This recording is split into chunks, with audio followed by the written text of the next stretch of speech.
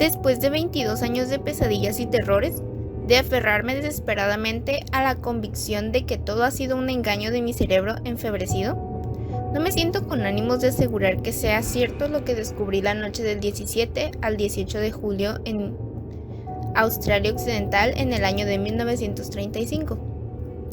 Un profesor de economía de la Universidad de Miskatonic llamado Nathaniel Wingate Peaslee, quien un día se encontraba dando su clase, comenzó a sentirse mal al punto de sufrir un desmayo. Al despertar, todos se dieron cuenta de que parecía ser otra persona. Incluso su esposa lo miraba con extrema aversión, jurando que él era un desconocido usurpando el cuerpo de su marido, tomando la decisión de divorciarse y quedarse con la custodia de sus hijos. El profesor solamente pudo quedarse con la custodia de su hijo de en medio, llamado Wingate, quien creía que su padre podría recuperar su identidad con el tiempo.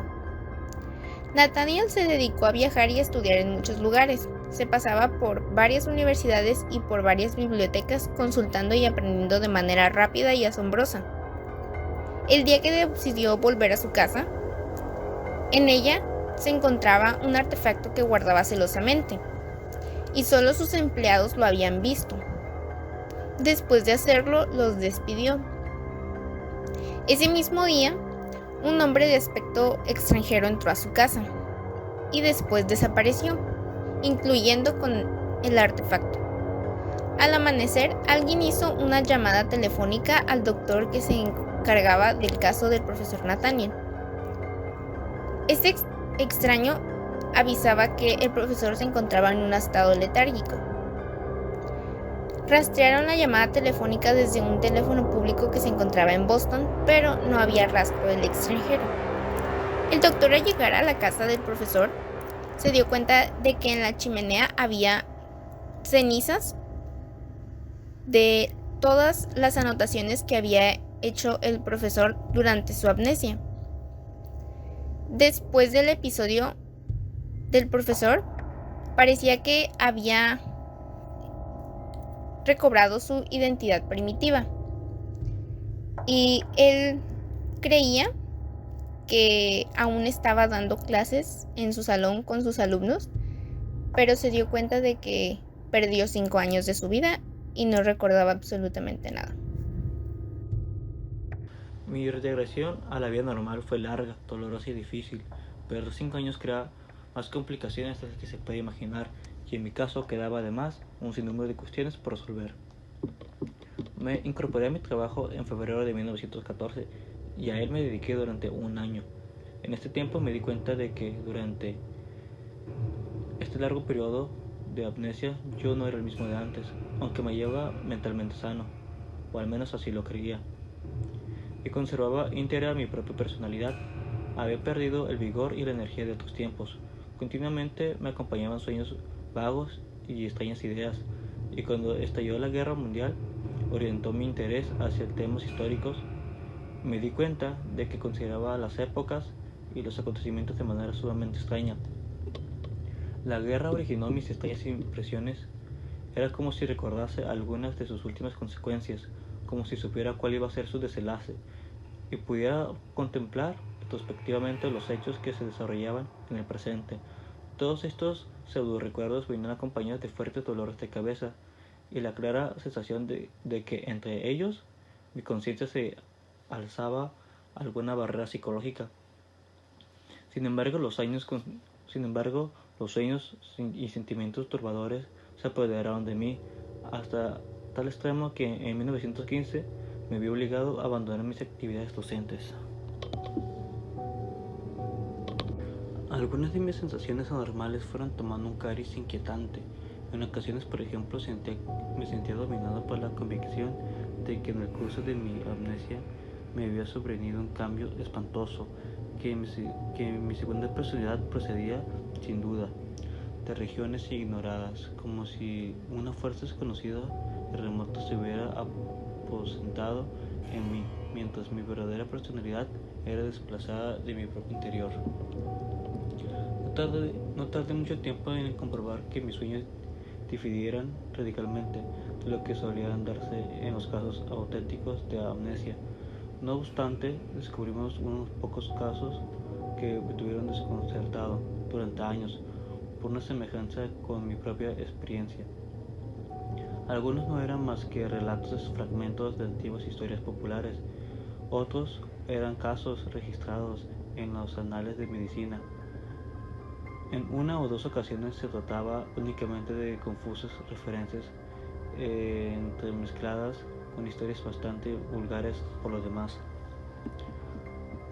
La enorme semejanza de aquella pesadilla con la mía, incluso en algunos detalles insignificantes, no dejaba lugar a dudas sobre su íntima relación. En dos de aquellos casos, por lo menos, se daban ciertas circunstancias que me resultaban familiares, como si a través de algún medio cósmico inimaginable hubiera tenido la noticia de ellos. En otros se mencionaba claramente un desconocido artefacto, idéntico al que se había estado en mi casa antes de mi regreso a la normalidad. Luego, andando el tiempo, empecé a soñar con grandes espacios abiertos. Desde los ventanales redondos y desde la gigantesca terraza del edificio contemplaba extraños jardines y una enorme extensión árida, una alta muralla ondulada a la que él conducía a una rampa más elevada que las demás. Los jardines eran tan extraños que casi causaban pavor.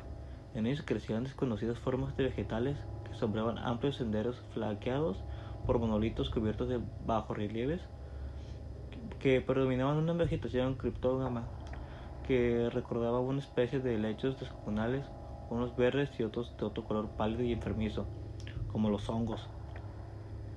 Entre ellos se alzaban unos árboles inmensos y espectrales que parecían calaminetes y cuyos troncos, semejantes a cañas a bambú, alcanzaban alturas increíbles.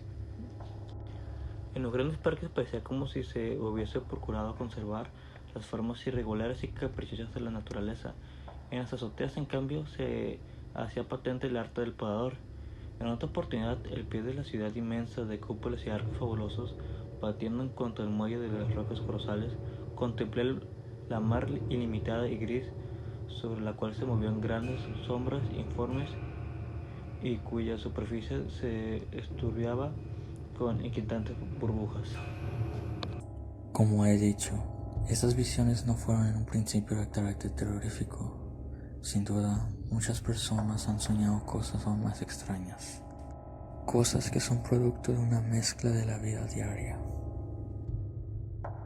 En el transcurso de algunos meses, el elemento terrorífico fue rápidamente en aumento, a medida que mis sueños iban tomando un aspecto inequívoco de recuerdos, y yo lo relacionaba cada vez más con mis preocupaciones abstractas, con las sensaciones de que mi memoria había sido borrada en algo muy importante.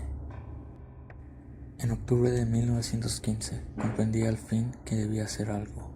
Fue entonces cuando comprendí el estudio intensivo de los casos de amnesia y visiones. Mi angustia aumentó al descubrir que otras personas habían tenido idénticos sueños a los míos, y que en algunos casos se remontaban a épocas que no admiten ninguna clase de conocimiento geológico.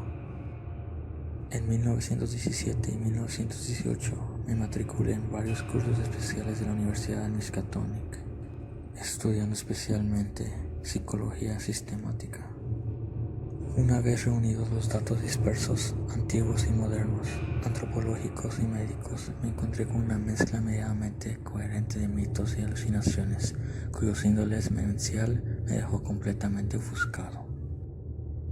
La amnesia creaba sin duda los rasgos generales de los mitos, pero después de los detalles fantásticos con los que los propios enfermos enriquecían sus experiencias morbosas, influían en las víctimas posteriormente, adoptando una extraña matriz de pseudo-recuerdo. Habían mitos que se relacionaban con ciertas leyendas oscuras sobre la existencia de un mundo prehumano, y especialmente con las de origen hindú, que habían espantosos abismos de tiempos y forman parte del saber de los actuales teósofos. Pero la mayor parte de esas leyendas y esas visiones se refieren a una gran raza relativamente tardía, de constitución extraña y complicada, distinta de cualquier forma de vida conocida por la ciencia actual. Esta raza conocía la esencia de todas las civilizaciones pasadas y futuras de la Tierra. ya que sus espíritus más poderosos poseían la facultad de proyectarse en el pasado y en el futuro, salvando incluso el abismo de billones de años. El método para conocer el porvenir era más sencillo y material. Con ayuda de ciertos aparatos, la mente se proyectaba en el tiempo futuro, tanteando su camino por medio de extrasensoriales, hasta que localizaba la época deseada. Después de varios ensayos preliminares, se apoderaba de uno de los mejores ejemplares de la forma de vida dominante en dicho periodo. Se introducía en el cuerpo del organismo escogido y le imponía sus propias vibraciones, en tanto que la mente así desplazada se hundía en la noche de los tiempos, hasta la misma época del intruso, en cuyo cuerpo permanecía hasta que se efectuase el proceso inverso. La mente desplazada se proyectaba a su vez hacia la época y el cuerpo del espíritu invasor. Era cuidadosamente vigilada, se impedía que dañase el cuerpo que ocupaba y se le extraían todos los conocimientos útiles por medio de interrogatorios especiales que a menudo se realizaban en su propia lengua. Los miembros de la gran raza eran como enormes conos rugosos de unos 4 metros de altura y tenían la cabeza y los demás órganos situados en el extremo de unos tentáculos retráctiles que les nacían en el mismo vértice del cono. Se comunicaban entre sí por medio de castañeteos y roces ejecutados con las garras o pinzas en que terminaban 2 de esos 4 miembros tentaculares, y avanzaban dilatando y contrayendo una capa muscular viscosa situada en la parte inferior de su base de unos 3 metros de diámetro. Al conocer más detenidamente esta raza, pude comprender la manera en que ellos sobrevivían, la manera en que invadían cuerpos y épocas para la sobrevivencia de su especie. El peligro más grande que conocía esta raza era que en dado caso que se invadían un cuerpo, corrían el peligro de que si uno de los 2 cuerpos moría, el otro se quedaba con el cuerpo invasor. Entre más estudiaba acerca de esta raza y de todo lo que complementaban estas lecturas, pude comprender más detalladamente acerca del problema que me invadía cada noche. A pesar de que esta explicación resultaba un tanto rebuscada, me pareció la más verosímil y ella me tuve. Las demás no tenían pies ni cabeza. Por otro lado, había un crecido número de psicólogos y antropólogos eminentes que coincidían conmigo. Se trataba solamente de un reflejo de lo que había asimilado durante mi amnesia. Ninguno de mis sueños, ninguna de mis sensaciones podían tener significado real. En 1922 me sentí capaz de reanudar mis actividades. Aprovechando mis conocimientos, me hice cargo de una cátedra de psicología en la universidad. No obstante, continué tomando notas minuciosamente de los sueños extravagantes que me asaltaban, cada vez más frecuentes y más vívidos. Me dije que tales descripciones eran muy valiosas desde el punto de vista psicológico. Mis visiones tenían ese horrible no sé qué, de recuerdos dudosos, pero yo hacía lo posible por desechar esta impresión y lo conseguía. Cuando hablaba de estos fantasmas en mis notas, los trataba como si fueran reales. En cambio, en cualquier otra circunstancia, los apartaba de mí como caprichos desvariados de la noche. Poca cosa diré aquí sobre mis visiones posteriores a 1914, ya que existen datos e informes a disposición de los que deseen consultarlos. En mis sueños, me pareció adquirir una mayor libertad de movimientos. Flotaba a través de muchos y extraños edificios de piedra, yendo de uno a otros por unos pasadizos subterráneos de inmensas proporciones que parecían constituir su vía de acceso habitual. A veces, en el piso de los recintos interiores, me tropezaba con aquellas gigantescas trampas selladas, de las cuales emergía una hora de amenaza. Recorría cavernas colosales que contenían maquinarias complicadas, cuyos contornos me resultaban enteramente desconocidos y que producían un ruido que llegaba a percibir solamente después de soñar con ellas durante muchos años. Quiero constar aquí que la vista y el oído son los 2 únicos sentidos que he utilizado en este mundo de quimeras. El verdadero horror comenzó en mayo de 1915, cuando vi por primera vez un ser vivo.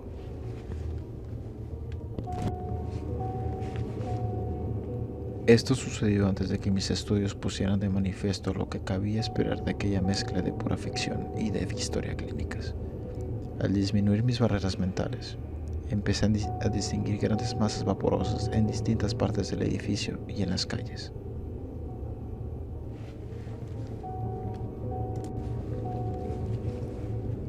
Las visiones se hicieron más consistentes y nítidas, hasta que por fin fui capaz de percibir sus monstruosos perfiles con inquietante facilidad.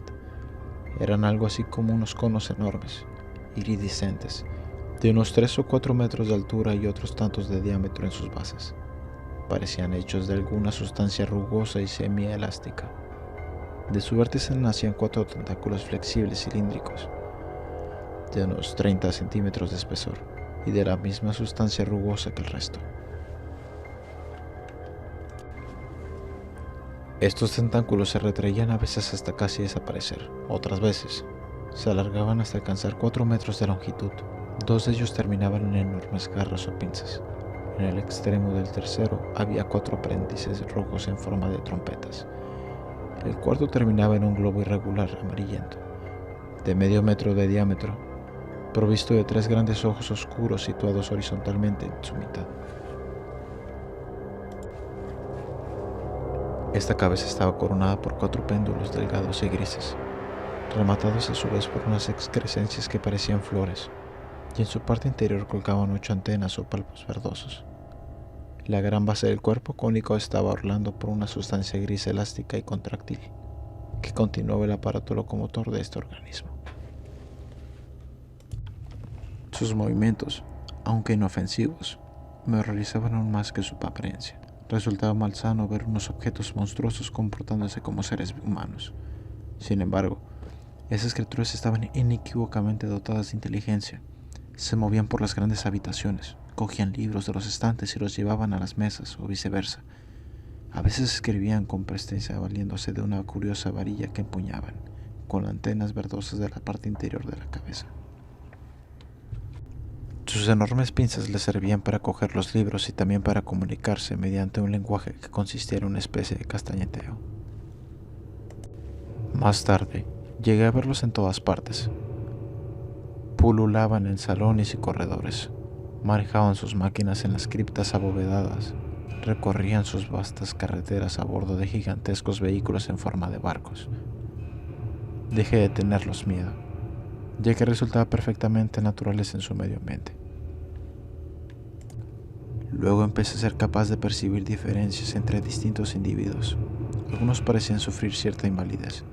Físicamente eran idénticos a los demás, pero sus gestos y costumbres los diferenciaban, no solo de la mayoría, sino incluso entre sí. Escribían sin cesar, y sin embargo, no utilizaban jamás los jeroglíficos curvilíneos tan característicos de los demás, sino una gran variedad de alfabetos. Me pareció que algunos empleaban nuestro habitual alfabeto latino. La mayoría de estos individuos enfermos, eso sí, trabajaban mucho más lentamente que sus congéneres. Durante algún tiempo mi principal preocupación en sueños había sido evitar la visión de mi propio cuerpo, y recuerdo cuando agradecí entonces la total ausencia de espejos en aquellas extrañas habitaciones. Pero me sentía muy turbado por el hecho de que siempre veía las enormes mesas, cuya altura no sería inferior a 3,5 metros, como si mis ojos se encontrasen al mismo nivel, por lo menos, que su superficie. Y entonces comencé a sentir cada vez más la morbosa tentación de mirarme. Una noche, por fin, no pude resistir al primer golpe de vista, no vi absolutamente nada. Un momento después supe por qué. Mi cabeza estaba situada al final de un cuello flexible de una longitud increíble. Encogiendo este cuello y mirando atentamente hacia abajo, distinguí una forma cónica y rugosa e iridiscente, cubierta de escamas, de unos 4 metros de altura y otros tantos de diámetro en la base. Aquella noche desperté a medio Arkham con mi alarido, al saltar como loco de los abismos del sueño. Solo después de repetir el mismo sueño una y otra vez, durante semanas enteras, conseguí acostumbrarme a esta monstruosa visión de mí mismo.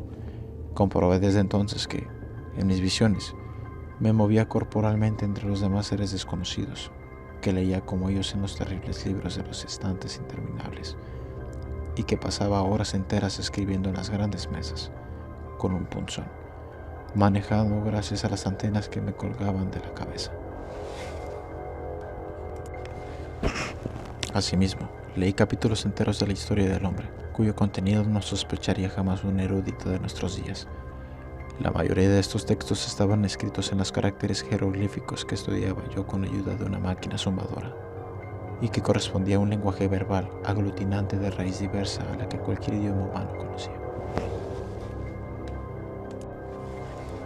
Aún antes de que mi personalidad vigil estudiase los casos similares al mío, o los viejos mitos de donde sin duda procedían los sueños, ya sabía yo que los seres de este mundo onírico pertenecían a la raza más grande del mundo, a la raza que había conquistado el tiempo y había enviado espíritus exploradores a todas las eras del universo. Sabía también que yo había sido arrancado de mi época, mientras un intruso ocupaba mi cuerpo, y que algunos de los demás cuerpos crónicos alojaban mentes capturadas de manera similar. En mis sueños me comuniqué, mediante el castañeo de mis pinzas, con los espíritus exiliados que procedían de todos los rincones del sistema solar.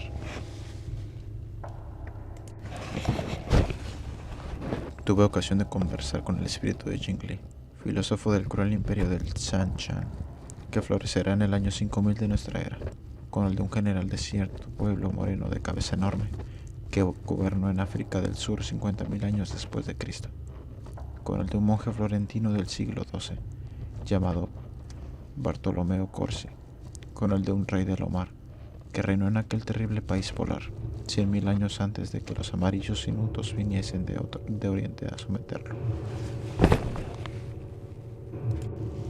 Todas las mañanas me despertaba con fiebre, cuando los datos aprendidos en sueños podían caer dentro del campo de la ciencia actual. Me lanzaba desesperadamente a los libros para comprobar su veracidad o error. Los hechos tradicionalmente conocidos adquirían así nuevos y dudosos aspectos, y yo me maravillaba ante aquella fantasía onírica capaz de añadir detalles tan atinados y sorprendentes a la historia de la ciencia. Me estremecí ante los misterios que oculta el pasado y temblé por las amenazas que el futuro nos depara. Prefiero no consignar aquí lo que insinuaban los seres posthumanos sobre el destino final de nuestra especie. Entretanto, en mis sueños, impulsado en parte por mi propio deseo y en parte por las promesas que se me había hecho de concederme mayor libertad de movimiento y más oportunidades de estudio, seguí escribiendo infatigablemente la historia de mi propia época, que habría de enriquecer la biblioteca central de la gran raza. Esta biblioteca se albergaba en una colosal estructura subterránea, próxima al centro de la ciudad. La llegué a conocer perfectamente gracias a mis frecuentes consultas y visitas. Los documentos, escritos o impresos en grandes hojas de una especie de celulosa extraordinariamente resistente, estaban encuadernados en volúmenes que se abrían por su parte superior y se guardaban en estuches individuales de un metal grisáceo, inoxidable e increíblemente ligero. Cada estuche estaba decorado con motivos matemáticos y llevaba el título grabado en los jeroglíficos curvilíneos de la gran raza. Los volúmenes, así protegidos, estaban ordenados en hileras de cofres rectangulares, fabricados con el mismo metal inoxidable, que se cerraba mediante un complicado sistema de cerrojos. Ningún sueño me proporcionó un cuadro completo de la vida cotidiana de ese mundo. Solo capté retazos brumosos e inconexos, que ni siquiera guardaban orden de sucesión. Más allá del vasto y cálido océano se alzaban otras ciudades de la gran raza, y en un lejano continente vi los toscos poblados de unas criaturas aladas de negro hocico, que evolucionarían como estirpe dominante cuando la gran raza hubiese enviado a los espíritus más selectos hacia el futuro para huir del horror que amenazaba. Podría escribir libros enteros sobre los animales que poblaban aquel mundo. Todos eran salvajes, puesto que el elevado nivel técnico de la gran raza había suprimido los animales domésticos y permitía una alimentación enteramente vegetal o sintética. En tierra y en las ciénegas rebullían serpientes, lagartos y cocodrilos, y los insectos zumbaban incesantemente entre la lujuriosa vegetación. En mis sueños saqué muy poco en claro sobre la fisiología, psicología, costumbres e historia de la gran raza. Gran parte de las observaciones que aquí hago han sido deducidas de mis estudios, más que de mis sueños propiamente dichos. En efecto, llegó el momento en que mis lecturas e investigaciones rebasaron mis sueños en muchos aspectos, de suerte que, en ocasiones, no eran más que una corroboración de los que habían estudiado. La época en que se situaban mis sueños correspondía al final de la era paleozoica o principios del Mesozoico. Hace unos 150 millones de años, los cuerpos ocupados por la gran raza no correspondían a ningún estadio evolutivo conocido por la ciencia. Sin duda, eran eslabones perdidos que no habían dejado descendencia en nuestro planeta. Su actividad celular y metabólica era de tales características que apenas sentían fatiga y no necesitaban dormir. El alimento, ingerido mediante unos apéndices rojos en forma de trompetas que se alojaban en uno de sus tentáculos retráctiles, era semilíquido y en nada se parecía al de los animales hoy existentes. Solo poseían dos órganos de los que llamamos nosotros sensoriales, la vista y el oído. Este último se localizaba en una excrescencia parecida a flores que le crecían en la parte superior de la cabeza. Carecían de sexo. Se producían por medio de semillas o esporas que llevaban formando racimos cerca de la base y que germinaban solamente bajo el agua. Para el desarrollo de sus crías utilizaban grandes estanques de escasa profundidad. Las crías defectuosas eran eliminadas tan pronto como se manifestaba su anomalía. Al carecer del tacto e ignorar el dolor, reconocían las enfermedades y la proximidad de la muerte mediante síntomas accesibles a la vista o al oído. La gran raza constituía una sola nación, aunque de características muy variadas según las regiones. Estaba dividida en 4 provincias que únicamente tenían de común las instituciones fundamentales. En todas ellas imperaba un sistema político y económico que recordaba nuestro socialismo, aunque con cierto matiz fascista. La riqueza se distribuía racionalmente. El poder ejecutivo lo detentaba una pequeña junta de gobierno elegida mediante votación por los ciudadanos capaces de superar ciertas pruebas psicológicas y culturales. La estructura de la familia era sumamente laxa, aunque se reconocía la existencia de ciertos vínculos entre los individuos del mismo linaje y los jóvenes eran educados generalmente por sus padres. La industria mecanizada en alto grado exigía muy poco tiempo de cada ciudadano. Las horas libres, que eran muchas, se empleaban en actividades intelectuales y estéticas de toda clase. La ciencia había alcanzado un nivel increíble y el arte era un componente esencial de la vida, aunque en el periodo de mis sueños comenzaba ya a declinar. La tecnología se veía enormemente estimulada por las constantes luchas de la supervivencia y por la necesidad de proteger los edificios de las grandes ciudades contra los prodigiosos cataclismos geológicos de aquellos días primigenios. El índice de criminalidad era sorprendentemente bajo. Una policía eficaz se encargaba de mantener el orden. Los castigos oscilaban entre la pérdida de los privilegios y la pena de muerte, pasando por el carcelamiento y lo que llamaban penalización emocional. Las guerras eran poco frecuentes, pero terribles y devastadoras. Durante los últimos milenios, aparte de algunas guerras civiles, llevaron a cabo grandes expediciones bélicas contra los primordiales, alados y de cabeza estrellada, que ocupaban las regiones antárticas. Jamás confesaban abiertamente el horror que inspiraban aquellas ruinas de basalto y aquellas trampas. A lo sumo, se referían a esos lugares prohibidos de manera recelosa. Era igualmente significativo el hecho de que no encontrara ninguna referencia a este temor en los libros que puede consultar. Creo que era el único tabú de la gran raza, y me dio la impresión de que tenían alguna relación, no solo con la lucha pasadas, sino también con este peligro futuro que un día forzaría a la gran raza a enviar al futuro sus espíritus más elevados. Según me dijeron, lo que tanto terror inspiraba a la gran raza eran ciertos seres espantosos y arcaicos, parecidos a los pólipos, que llegaron desde unos universos inconmensurablemente distantes y dominaron la Tierra y otros 3 planetas más del sistema solar, hace 600 millones de años.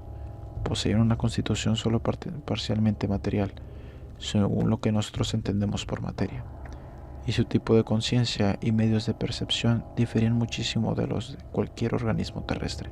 Por ejemplo, carecían de vista, pero lo que su mundo perceptible era una extraña mezcla de impresiones no visuales.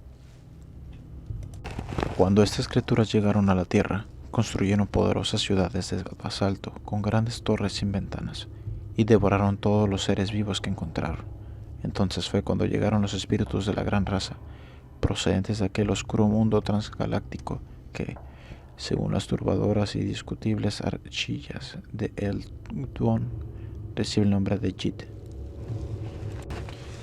Merced a su prodigiosa técnica, no les fue difícil a los recién llegados sojuzgar a las voraces criaturas y recluirlas en las cavernas subterráneas que, comunicadas con sus terrenos de basalto, habían comenzado a habitar. Luego llegaron las entradas y abandonaron a su suerte a las criaturas ancestrales. Ocuparon la mayor de sus grandes ciudades y conservaron algunos de sus edificios principales por temor más que por indiferencia o interés científico o histórico. Pero con el transcurso del tiempo se comenzaron a percibir ciertos signos ominosos de que las entidades prisioneras crecían en fortaleza y número y ensanchaban su mundo inferior en algunas ciudades remotas habitadas por la gran raza y en ciertos pueblos abandonados. Después de aquellos connotados de invasión, adoptaron mayores precauciones y cerraron casi todos los accesos a las regiones inferiores. En algunas bocas de entrada se colocaron trampas selladas con objetos de disponer de ciertas ventajas estratégicas sobre los monstruos, en caso de que consiguieran surgir por algún lugar inesperado.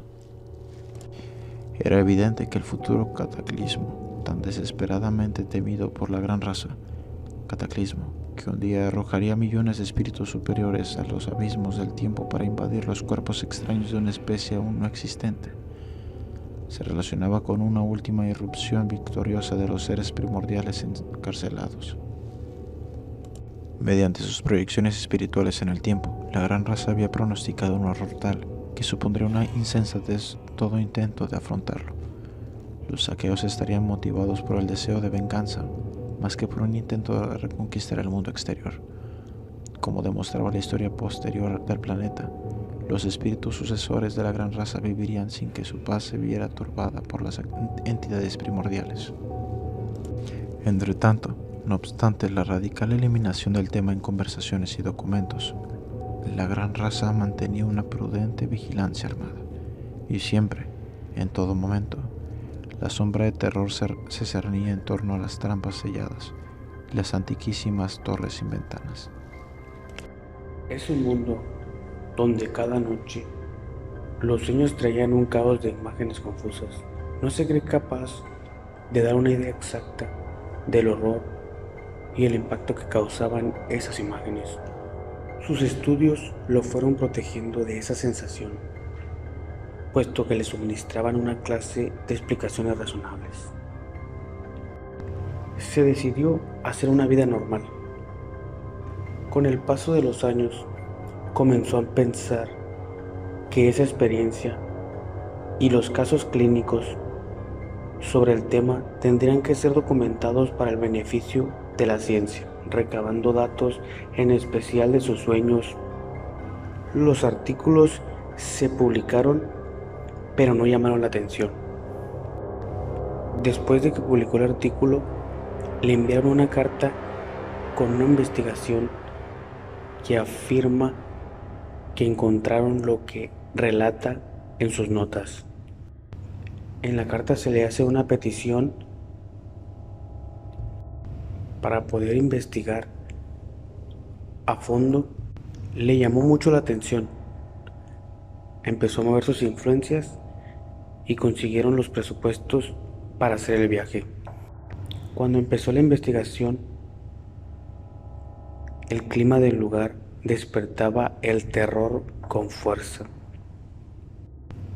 Cuando miró el primer bloque, que era casi idéntico a los que él soñaba, se estremecía. Él hacía viajes nocturnos por tener insomnio. No le molestaba, porque entre menos dormía, mejor. En uno de sus paseos nocturnos se alejó más de lo acostumbrado, descubrió una piedra grande, estaba sepultada. Empezó a quitarle la arena con sus manos. En el momento de examinarla, se sintió demasiado incómodo y corrió hasta llegar al campamento se dio cuenta por qué huyó de esa manera. Fue por la exactitud de la roca que encontró. Era exactamente a la de sus sueños. Al siguiente día se lo relató a sus compañeros para poder ir y recabar los datos.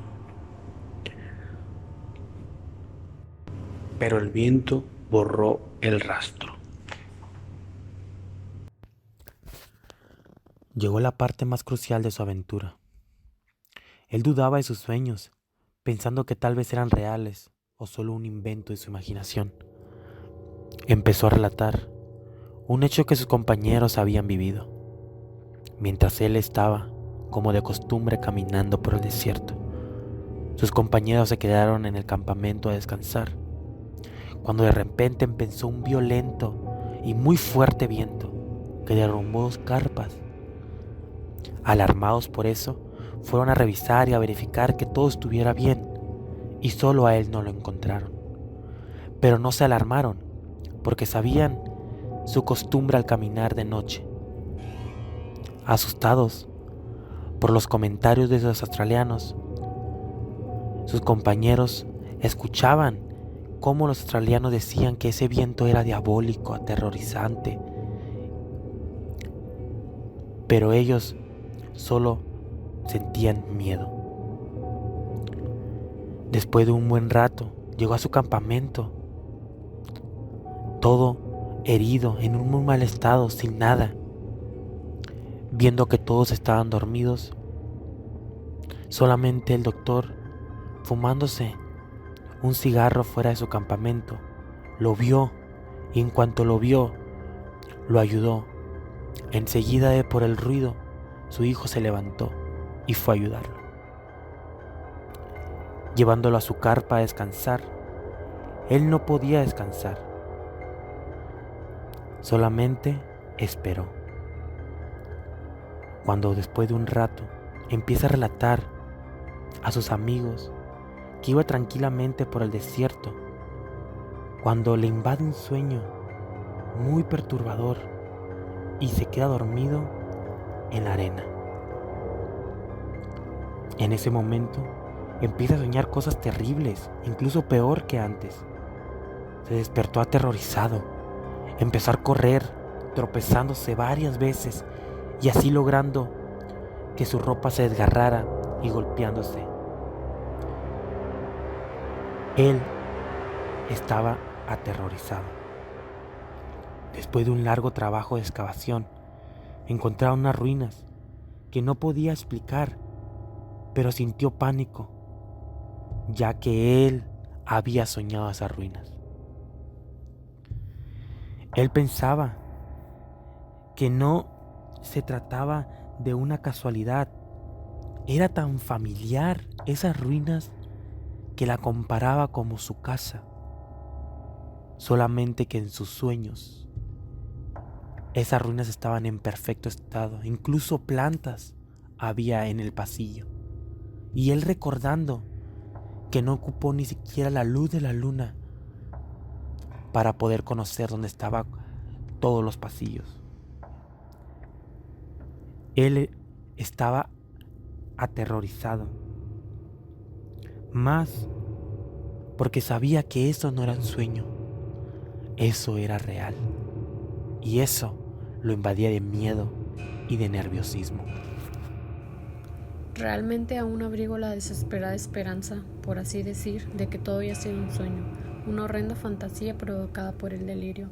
Los rayos de mi linterna se proyectaban débilmente en el abismo de las tinieblas, revelando retazos fugaces, horriblemente familiares, de muros deteriorados por el paso de los siglos. En un sitio se había derrumbado una enorme porción de bóveda, de manera que hube de trepar por encima del montón de escombros que casi llegaba hasta el destrozado techo. Encontré la rampa descendente y comencé a bajar. Un momento después me detuve ante una grieta que tendría algo más de 1 metro por su parte más estrecha. El suelo estaba lleno de escombros y no me permitía tomar impulso. Escogí un punto cercano al muro de la izquierda porque allí la grieta era más estrecha. Por último llegué a la parte inferior y crucé la sala de máquinas llena de fantásticos restos metálicos, medio enterrados bajo las bóvedas desplomadas. Todo estaba donde yo sabía que debía estar, y muy seguro de mí mismo escalé los escombros que obstruían la entrada que llevaba abajo de la ciudad. Solo en 2 ocasiones encontré cambios radicales con respecto a mis sueños, pero en una de ellas pude descubrir los contornos tapiados de la entrada que recordaba yo. Al pasar por la cripta de una de aquellas grandes torres ruinosas, sentí que me invadía una oleada de horror y eché a correr precipitadamente.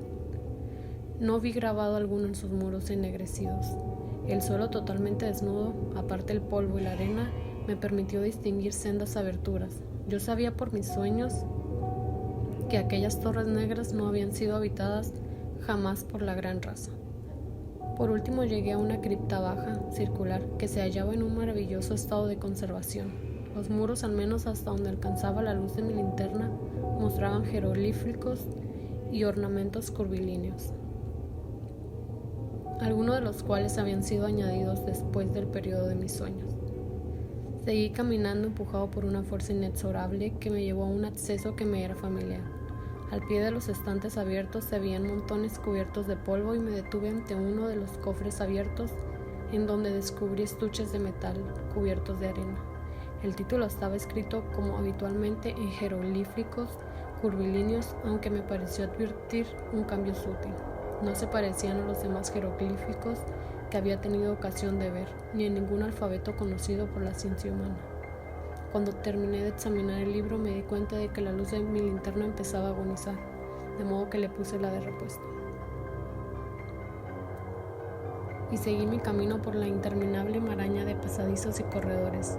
Mi voluntad ofuscada y subconsciente eran empujados por una fuerza demoníaca de forma que presentía que no corría al azar. Me dirigía a una rampa y continué el descenso hasta las profundidades. Quería abrir cierta cerradura y mi mano conocía la combinación.